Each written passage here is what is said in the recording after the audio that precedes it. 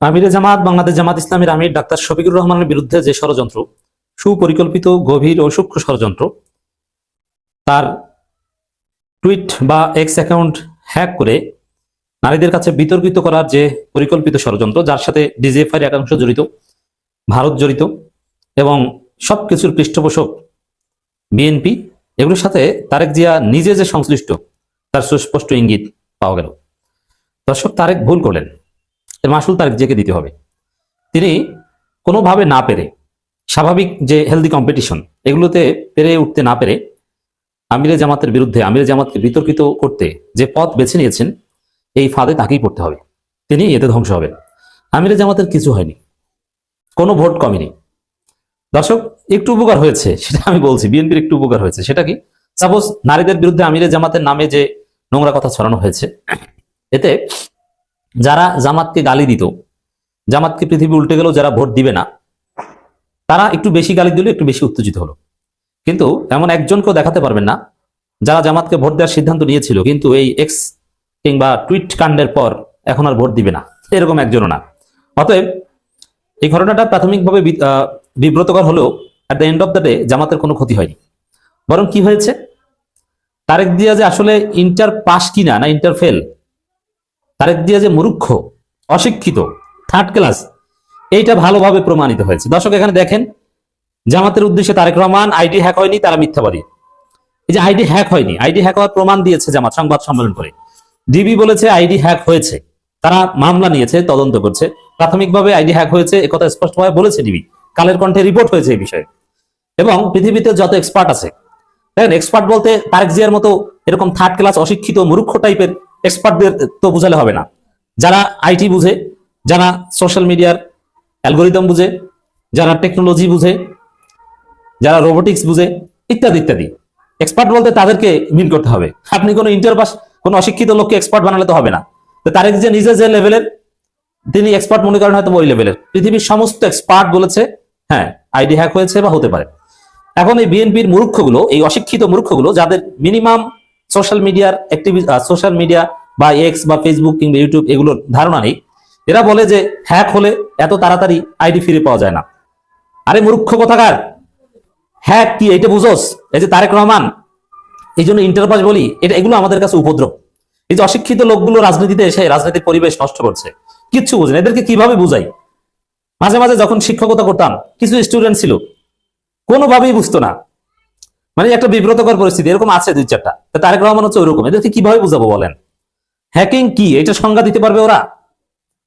Hacking কি জন্য করা হয়?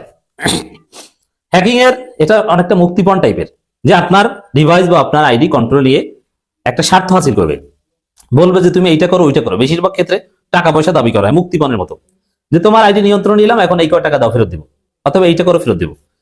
হ্যাকিং মানে যে তারা নিয়ে নিবে আর ফেরত দিবে না, এটা না, একটা বিশেষ উদ্দেশ্যে।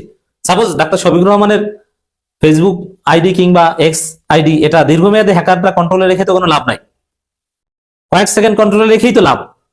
দীর্ঘমেয়াদে কন্ট্রোলে রেখে কি তারা ওটা চালাতে পারবে? না ডাক্তার শফিকুর রহমান সেজে কোনো অপকর্ম করতে পারবে? এই কমন সেন্সটুকু নাই। ডাক্তার শফিকুর রহমানের আইডি হ্যাক করে কোনো অঘটন ঘটালে এটা কয়েক সেকেন্ডেই করা যাবে, তারপরে তার কোনো লাভ নাই। এটা বোঝে না কেন? দেখুন, ডাক্তার শফিকুর রহমানের আইডি হ্যাক করেছে, কয়েক সেকেন্ড পর আবার তারা ব্যাক দিয়ে দিয়েছে, অ্যাডমিন অ্যাক্সেস দিয়ে দিয়েছে, কারণ তারা আকামজা করে ফেলেছে, স্ক্রিনশট নিয়ে নিয়েছে, এই তারা আবার ব্যাক দিয়েছে। এখানে হ্যাক মানে কি যে তারা আর ফেরত দিবে না, তারা ওইটা খেয়ে ফেলবে না, তাদের উদ্দেশ্য হাসিল ফেরত দিয়ে দিয়েছে। এইটি তো সিস্টেম।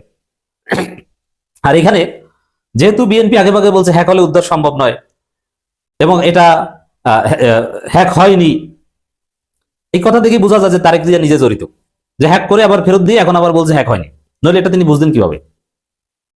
তো দর্শক, তারেকের এই বক্তব্য যে আইডি হ্যাক হয়নি, তারা মিথ্যাবাদী, এর প্রথম তাৎপর্য হচ্ছে তারেক জিয়া অশিক্ষিত, মূর্খ, কোনো পড়াশোনা নাই, আইডি কিচ্ছু বোঝে না। মেয়ে মনে হয় ফেসবুক আইডি খুলে দিছে, পিআর টিম আছে, নিজে মাইক্রোসফটের কাজ, এক্সেলের কাজ পারেন কিনা আমার সন্দেহ আছে। এই ছেলে কিচ্ছু পারে না। তারেককে যে শিক্ষক, তিনি এখনো জীবিত, ক্লাসরুম থেকে বের করে দিয়েছিলেন ঢাকা বিশ্ববিদ্যালয়, সে নিজে আমাকে বলেছে এর ঘটনা কি, ক্লাসে প্রথম দিনে কি ঘটেছিল। এই ছেলেটা কোনো পড়াশোনা পারে না, যার ফলে এই ধরনের থার্ড ক্লাস কথাবার্তা বলছে। তো দর্শক, আইডি হ্যাক হয়েছে, এটাই সত্য।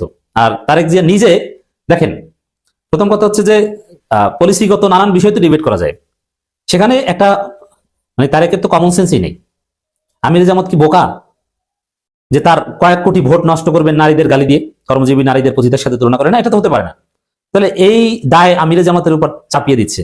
এর মানে তারেক দেখেছেন যে কোনো উপায় নেই, কিচ্ছু করতে পারি না, জামাতের সাথে কোনোভাবে কুলিয়ে উঠতে পারছি না, ফলাফল তো ডাকসুর মতো হবে। এই পরিস্থিতি খারাপ দেখে যে না, স্বাভাবিকভাবে তো পাচ্ছি না, এখন এই উল্টাপাল্টা লাইনে হ্যাকিং এর নাটক টাটক বা 2 নম্বরই করে জালিয়াতি করে কিছু একটা করা যায় কিনা, এই জন্য এই পথ বেছে নিয়েছে তারেক। তো দর্শক, এই ঘটনার সাথে আমির জামাতের বিরুদ্ধে ষড়যন্ত্রের সাথে যে তারেক জিয়া জড়িত, এটা মোটামুটি স্পষ্ট হয়ে গেল। পরিকল্পিত নাটক ছিল। তারেক রহমান এই কথা বলবেন, এটাও পরিকল্পিত ছিল। তো এই জন্য আমাদের দুঃখ যে বাংলাদেশে এরকম এই অশিক্ষিত লোকজন রাজনীতি করে, রাজনীতির পরিবেশ নষ্ট করে, কোনো পড়াশোনা নাই। আর এর অনুসারী যারা, এরাও বেশিরভাগ অশিক্ষিত। গ্রামে গঞ্জে যান, যাদের কোনো শিক্ষা দীক্ষা নেই, বেশিরভাগই এসএসসি তে ফেল করেছে। আমি একজনকে চিনি, বিএনপি করে, এসএসসি তে 2 বার পরীক্ষা দিয়ে পাশ করেছে, তারপরে ইন্টারে ঠিকমতো ক্লাস করেনি, আর পড়াশোনা হয়নি, এখন বিএনপি করে। তা নেতা যদি অশিক্ষিত হয়, কর্মীরা তো অশিক্ষিত হবেই। তো দর্শক, এখন দেখেন আমি এর ফলাফল যেটা বিশ্লেষণ করেছি। জামাত ইসলামী আমি শফিকুর রহমান অফিসিয়াল এক্সেন প্রকাশিত একটি পোস্টে নারীদের বিষয়ে করা মন্তব্যের তীব্র সমালোচনা করেছেন। মানে এটা পরিকল্পিত ছিল, সমালোচনা করবেন, আগে ভাগে স্ক্রিপ্ট রেডি ছিল। তিনি বলেন, একটি রাজনৈতিক দলের একজন নেতা পরিষ্কারভাবে 2 দিন আগে বলেছেন যে যে সকল মহিলা মা বোনেরা কর্মসংস্থানের উদ্দেশ্যে যান, তাদের এমন শব্দ ব্যবহার করেছেন যা কলঙ্ক স্বরূপ। এটা পাগলও বিশ্বাস করে না। আমি একটা ভিডিও দেখলাম যেখানে নারী স্পষ্টভাবে বলেছে, এটা আমরা বিশ্বাস করি না। ডাক্তার শফিকুর রহমানকে এত বোকা মনে হয় না। ডাকসুর সে এবি জুবাইর কিংবা মোসাদ্দেকেরাও বলেছে যে এটা পাগলও বিশ্বাস করে না। আমি বলেছি, আমিরে জামাত কর্মজীবী নারীদেরকে গালি দিয়েছেন, এটা যারা বিশ্বাস করবে এরা পাগল কিংবা ছাগল, ছাগলের ঘরে ছাগল। ওর মা বাপ 14 গোষ্ঠী গরু ছাগল, কোন মানুষের বাচ্চা ওইটা বিশ্বাস করবে না। তারেক জিয়াও বিশ্বাস করে না, কিন্তু তারপর ওই যে অশিক্ষিত মূর্খ, কোনোভাবে পারে না, এই জন্য বলতে হবে বলছে। তো এই ধরনের নোংরামি তারেক জিয়া নিজে করলেন শেষ পর্যন্ত, জাতি এটা মনে রাখবে। আমার মনে হয় না যে তারেক জিয়া বাংলাদেশে